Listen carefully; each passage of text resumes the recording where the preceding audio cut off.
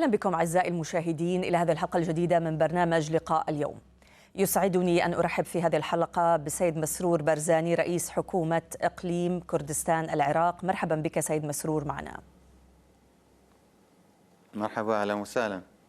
أبدأ في ملف مسار المفاوضات الاستراتيجية التي تجري ما بين الجانب العراقي والجانب الأمريكي حول مستقبل القوات الأمريكية في العراق. الطرف الكردي مشارك بممثلين ضمن هذه المفاوضات مع الوفد العراقي، ومن المعروف بأن هناك تباين بين وجهتي النظر في بغداد وأربيل بشأن مستقبل القوات الأمريكية في العراق. ضعنا في صورة هذا التباين.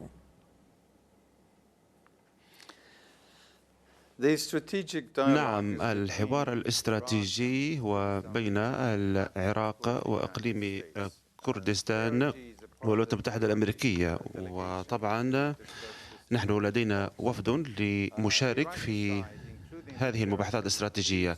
الوفد العراقي في ذلك إقليم كردستان يؤمن بأن تهديد الإرهاب وتهديد خطير، لذلك قوات التحالف تحتاج إلى مساعدة العراقيين لمكافحة الإرهاب، وهذا أمر ضروري، وهذه الرؤية يشاطرها العراقيون أعضاء الوفد العراقي بما في ذلك وفد إقليم كردستان. ولكن ضعنا أكثر بصورة هذا الاختلاف. بغداد تريد للقوات الأمريكية الانسحاب، وكان هناك أحاديث تقول بأن هذا الانسحاب سيجري باتجاه القواعد الأمريكية الموجودة في إقليم كردستان العراق. كيف يبدو التناغم ما بين بغداد وأربيل بخصوص هذه القوات وتواجدها على في أراضي إقليم كردستان العراق؟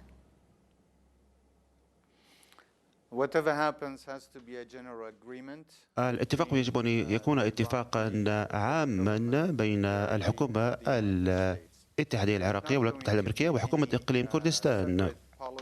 لن يكون هنالك سياسة منفصلة، لذلك بغض النظر عما يحصل فيجب أن يكون متفق عليه.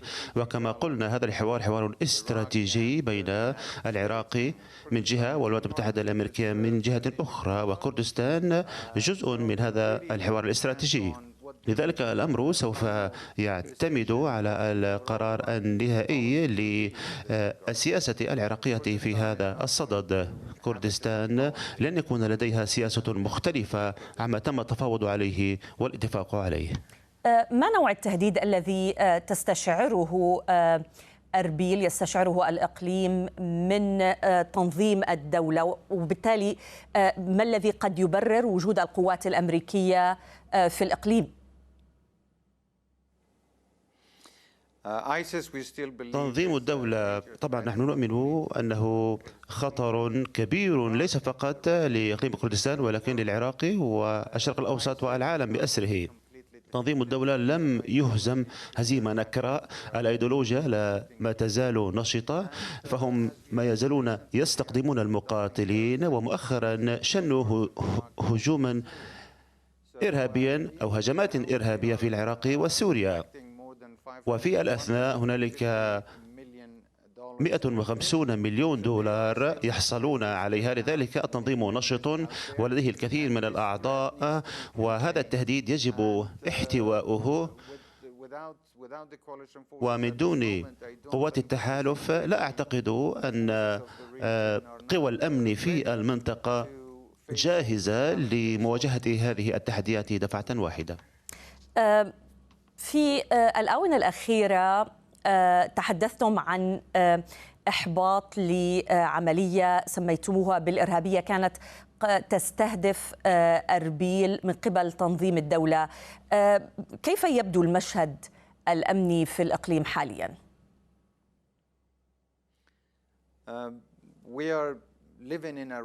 نحن نعيش في منطقة محاطة بهذه المشاكل والتحديات الأمنية والعقبات، ولكن إقليم كردستان كما تعرفون الإقليم الأكثر أمانا في هذه المنطقة، وهو أصبح واحة للاستقرار، والكثير من الناس يفرون من أماكن مختلفة بسبب العنف وأسباب مختلفة يأتون إلى كردستان ويلجؤون بسبب وجود الأمن. لذلك نسبيا كردستان آمنة، ولكن هذا لا يعني أن التهديدات غائبة والتحديات غائبة من قبل هذه المجموعات الإرهابية. كما قلتم مؤخرا كان ثمة اعتقال لخلية تنتمي إلى تنظيم الدولة، وكانت تخطط لشن هجوم على إقليم كردستان العراق واستخدام قنابل وإلى ما هنالك، ولكن لحسن الحظ تم اعتقال أفرادها. إذن هذا تذكار لأنه لا يتعين علينا أن نقلل من شأن الإرهاب في العراق وفي إقليمنا، وأنا فخور بقوى الأمن التي بالفعل اعتقلت هذه الخلية قبل أن يقوم أفرادها بشن الهجوم. رأيك هل هذه الهجمات تهدف إلى توجيه رسائل مباشرة لدفع قوات التحالف للانسحاب من إقليم كردستان؟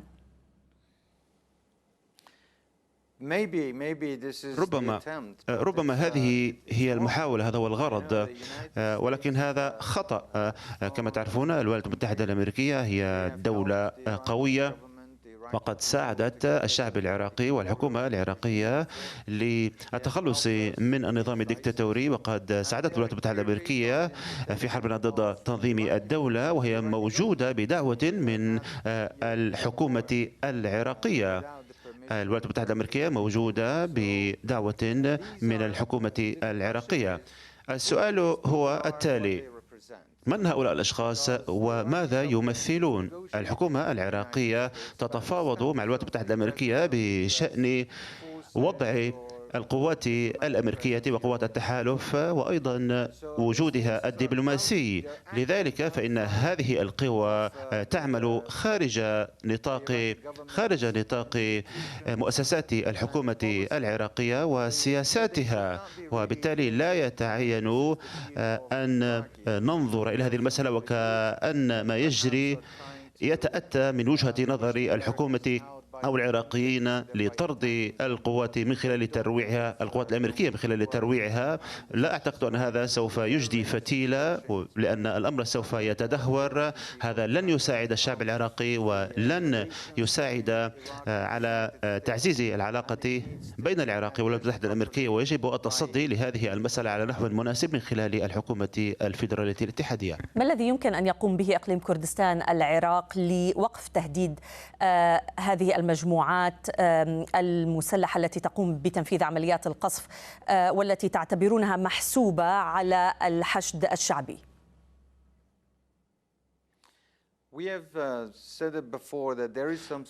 قلنا سابقا أن ثمة فراغ أمني في عموم البلاد وفي المناطق المسمى بين قوسين المتنازع عليها. هذه الهجمات تستهدف تلك المناطق أو يخطط لها من تلك المناطق، ولكي نجسر هذه الهوة لقد اقترحنا للحكومة الاتحادية ولرئيس الوزراء العراقي بأنه يجب أن يكون هناك قوى أمنية مشتركة تسيطر على تلك المناطق لكي تحرم تنظيم الدولة من النفاذ إليها أو أي مجموعة أخرى تفكر في استخدام تلك المناطق لإطلاق تلك الهجمات. لذلك العمليات المشتركة أو القوى الأمنية المشتركة التي تسيطر على تلك المناطق سيكون أمرا أساسيا وعاملا يحسن من الأمن في المنطقة، ولا سيما في حالتنا سوف يعزز ذلك من أمن إقليم كردستان. تحدثتم بأنه جرت التواصل مع بغداد بشأن هذه العمليات التي تكررت من قبل أطراف محسوبة على الحشد الشعبي. ما الذي تلقيتموه من بغداد كجواب على مثل هذه التساؤلات؟ أولا ثمة الكثير من المجموعات تحت مظلة الحشد الشعبي، لذلك لا يمكننا أن نعمم، لا يمكننا أن نتهم المؤسسة برمتها. هنالك مجموعات منبوذة منشقة ليست جزءا من الحكومة العراقية، وهي لا تصغي إلى الحكومة الاتحادية، فهي تتحدى سلطة هذه الحكومة. لذلك هؤلاء الأشخاص يجب أن يسيطر عليهم من قبل الدولة. إلى أي درجة في هذا الملف السيطرة على القوات التي تحسب على طرف الحشد الشعبي وعدم توجيهها هذه الضربات تتداخل فيه العوامل الداخلية ما بين أربيل وبغداد وأيضا إقليميا ودوليا؟ بطبيعة الحال هذه الهجمات تريد أن تدق إسفينا بين أربيل وبغداد والعراق والأسرة الدولية، وبغض النظر عن المجموعات التي تقف وراء هذه الهجمات فإن هذا لا يخدم مصلحة الشعب العراقي أو الحكومة العراقية، ويجب أن نتصدى هذه الأمور من خلال الحكومة الاتحادية. ونحن في حكومة إقليم كردستان سوف نمد يد العون حسب الاقتضاء لكي نعمل مع الحكومة الاتحادية لكي نقلل من هذه التحديات والتهديدات. ما موقع طهران ضمن هذا الملف؟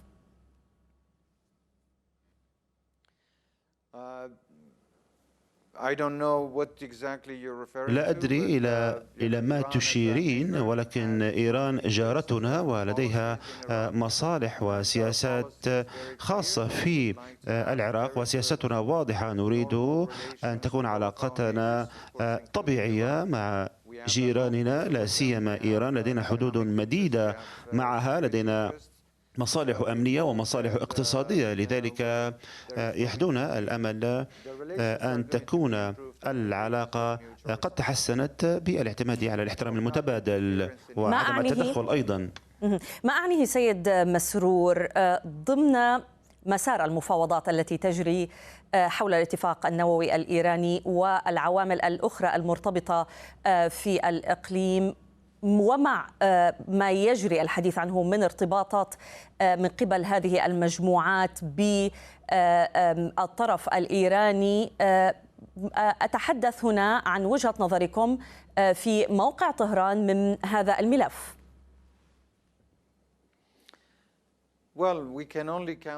حسنا، يمكننا أن نعتمد على البيانات الرسمية، وطبعا ليس ثمة إقرار بهذه المسؤولية. هنالك طبعا سياسة مفتوحة لجهة وجود قوات التحالف في المنطقة، وقد تحدث عن هذا الأمر على الملأ في الإعلام. ولكن بالنسبة للعلاقة مع إيران نريد أن تكون العلاقة حسنة، علاقة ودية تعتمد على الاحترام المتبادل وعدم تدخل أي طرف في شؤون الطرف الآخر الداخلية. هذه هي سياستنا، وسياستنا واضحة، وسوف نستمر في تعزيز هذه السياسة.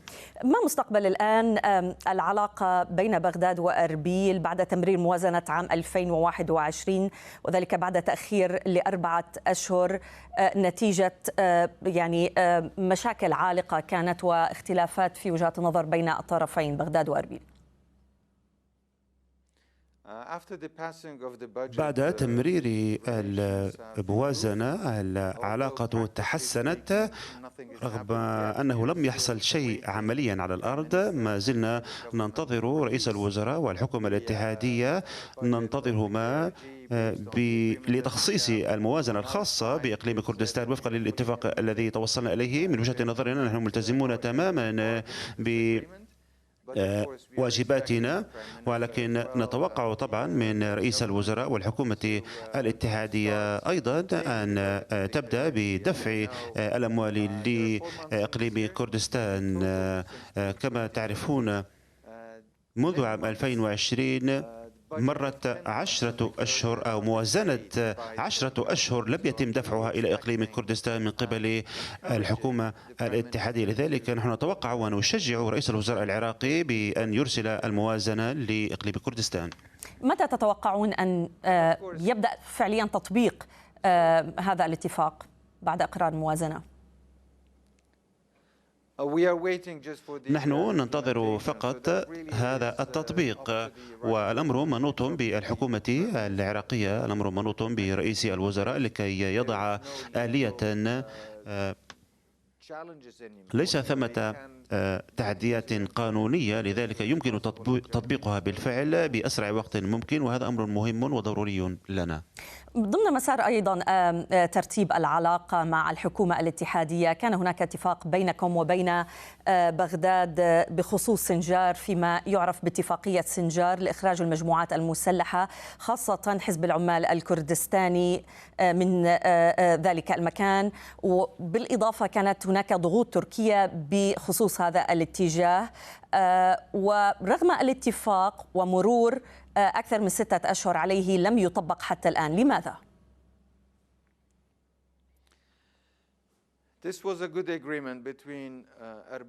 الاتفاق كان اتفاقا جيدا بين أربيل وبغداد، وهو ربما فاتحة أو ربما خطوة أساسية لوضع حل للقضايا القائمة، ولكن لسوء الطالع لم يتم تطبيق الاتفاق لأن بعض القوات المحلية تحدت سلطة الحكومة الاتحادية. وأيضا وجود الباكاكا أو حزب العمال الكردستاني هو تحدي آخر يرمي العصي في الدواليب، ولذلك ما زلنا ننتظر الحكومة الاتحادية لكي تفي بالتزاماتها لتطبق هذا الاتفاق، لأننا نعتقد أن الاتفاق مهم للغاية، ليس فقط لتحسين العلاقة بين أربيل وبغداد، ولكن لإحلال الاستقرار وتعزيز الأمن في المنطقة بأسرها. تأثير الصراع بين تركيا وحزب العمال الكردستاني هو واضح على إقليم كردستان، وخاصة هناك الكثير من القرى على الحدود المشتركة لا يمكن لحكومة كردستان السيطرة عليها بسبب وجود مسلحي حزب العمال هناك. الأمر الذي يدفع تركيا إلى التدخل في المنطقة، ما الذي يمكن أن تقومون به بهذا الصدد؟ أولا دعوني أذكركم بأن هذه المشكلة صدرت لنا من قبل تركيا، صدرت إلى هذه المنطقة. المشكلة هي بين حزب العمال الكردستاني وتركيا، هي ليست مشكلة عراقية، هذه ليست مشكلتنا، وكما قلت صدرت لنا لا سيما خلال الفترة التي كنا نقاتل فيها تضييع الدولة. جل القوى في هذه المنطقة كانت منشغلة بقتال تنظيم الدولة داعش. حزب العمال الكردستاني وسع من حلقته في تلك المنطقة، وقد احتل بعض المناطق التي تركتها قوى أمننا، والكثير من المدنيين لم يستطيعوا أن يعودوا إلى تلك القرى بسبب النزاع الدائر بين تركيا وحزب العمال الكردستاني الذي استغل ذلك الفراغ. وكنتيجة لتلك المواجهة 800 قرية ما تزال فارغة ولم نستطيع أن نعيد بناءها. لذلك إن تصاعد التوتر في هذا الملف أرغم القرويين على مغادرة قراهم. السؤال هو لماذا حزب العمال الكردستاني موجود في هذه المناطق؟ لا ينبغي أن يكون موجودا هنا، لا ينبغي أن يقدم نفسه كبديل. الطريقة التي يتصرف بها حزب العمال الكردستاني وعدم سماح المزارعين من العناية بأراضيهم وإلى ما هنالك، بخلاف ذلك هنالك القتال الدائر بين الحزب وتركيا. المناطق طبعا غير آمنة للقرويين الذين يريدون أن يعودوا إلى قراهم. ما نريده هو التالي: نحن نريد من حزب العمال الكردستاني أن يغادر منطقتنا وأن يحترم سلطة حكومة إقليم كردستان، وأن تتفهم تركيا بأنه عندما يتعلق الأمر بالأمن والتحديات وعندما تصل إلينا فإننا نتوقع من تركيا أيضا أن تنسحب من تلك المناطق وتعود إلى بلادها. إلى أي درجة يؤثر هذا الموضوع على العلاقة بينكم وبين الجانب التركي؟ لدينا علاقة اقتصادية جيدة مع تركيا كما تعرفين، وأذكركم الأكراد لا ينتمون لحزب العمال الكردستاني في جلهم، لذلك لا يمكن أن تكون العلاقة مع الأتراك مرتبطة بالعلاقة مع حزب العمال الكردستاني فحسب. تركيا ليست لديها مشاكل مع جل الأكراد، لدينا طبعا علاقة جيدة مع تركيا كما هو شأن علاقتنا مع جميع جيراننا. نحن نريد أن نعزز من العلاقة الاقتصادية والتجارية، ونحن أيضا نتفهم بأن الجميع يساوره قلق بشأن أمن بلادنا، وبالتالي لدينا علاقة طبيعية مع تركيا. في ملف كورونا والمعركة العالمية معه، كيف يبدو المشهد الصحي، مشهد القطاع الصحي في إقليم كردستان العراق؟ وكنا قد تابعنا الحادث المأساوي الذي جرى في مستشفى ابن الخطيب في بغداد.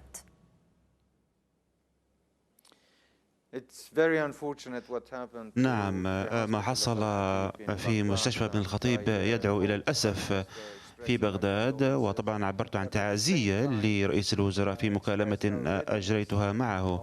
وفي هذه المرحلة نحن جاهزون في إقليم كردستان لكي نستضيف المرضى، أولئك الذين يحتاجون إلى الطبابة في مستشفياتنا هنا في إقليم كردستان. على العموم الكوفيد 19 هو مشكلة عالمية ليست مشكلة محلية فحسب، وفي كردستان أقول إن الأرقام ترتفع وتنخفض بحسب موجات الكوفيد 19، عادة تصل إلى أقل من 100 وفي بعض الأحيان بضع مئات في اليوم، لذلك نحن في الحدود المعقولة. وهنالك تواصل مع منظمة الصحة العالمية ووزارة الصحة أيضا في بغداد لكي نحتوي هذه المشكلة. وبالإضافة إلى ذلك بالنسبة لتوفير اللقاحات لشعبنا نحن نحتاج إلى جرعات إضافية، لأن عملية وصول اللقاحات عملية بطيئة وتصل اللقاحات بأعداد قليلة، لذلك هذه فرصة أنتهزها للقول أننا نحتاج إلى لقاحات إضافية لتصل إلى إقليم كردستان. في نهاية المطاف طبعا هذا سوف يساعد على تحسين الوضع وأيضا تعزيز العلاقة ليس فقط في منطقتنا ولكن مع الحكومة الاتحادية في بغداد أيضا. هل قامت الحكومة بمراجعة احتياجات القطاع الصحي، خاصة المواد الأكثر استخداما في مثل هذه الجائحة، مادة الأكسجين، بالإضافة إلى إجراءات الأمن والسلامة؟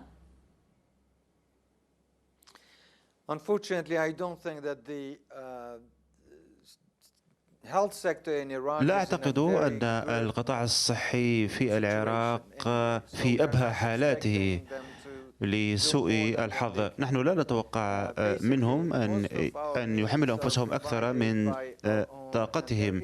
طبعا هناك بعض التعاون بين وزارة الصحة وأيضا وزارة الصحة في الحكومة الاتحادية، ونحن نتوقع طبعا الحصول على المزيد من اللقاحات، ونحن نتوقع أيضا من الحكومة العراقية أن تهتم بالقطاع الصحي أكثر فأكثر لكي تساعد من خلال ذلك حكومة إقليم كردستان في هذا الملف. شكرا جزيلا لك سيد مسرور بارزاني رئيس حكومة إقليم كردستان العراق على المشاركة معنا في هذه الحلقة من برنامج لقاء اليوم.